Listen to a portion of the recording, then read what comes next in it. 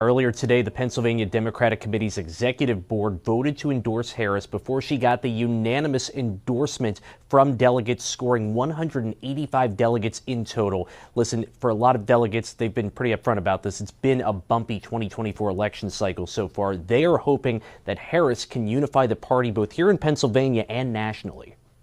When it comes to Vice President Kamala Harris, State Representative Justin Fleming, who is a Pennsylvania delegate to the DNC, says he's happy to see her getting a lot of support for the top of the presidential tickets. He believes Harris will fight for working-class families on issues like inflation. I am right there with Vice President Harris and think she ought to be the nominee, and will work my tail off to see that we defeat Donald Trump in November. Dauphin County Commissioner Justin Douglas said President Joe Biden set a tremendous example in not only standing down in his re-election bid, but also in quickly endorsing Harris. It takes a lot of leadership and humility to step aside, to consider alternative candidates for beating Donald Trump, and I'm just impressed by that level of leadership and humility.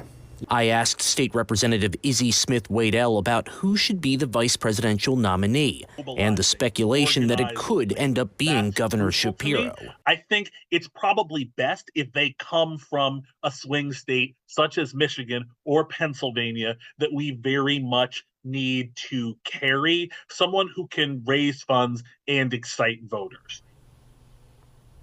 Now, Smith-Waddell also mentioned that if Shapiro were elected, he'd also be excited about the fact that Lieutenant Governor Austin Davis would become the first African-American governor in Pennsylvania history. But, you know, we're not even close to the point where we have a lot of things decided. Shapiro has not been named the vice presidential nominee at this point. There's still a lot to be decided with the campaign. And, of course, the voters will also have their say on who's headed to the White House as well.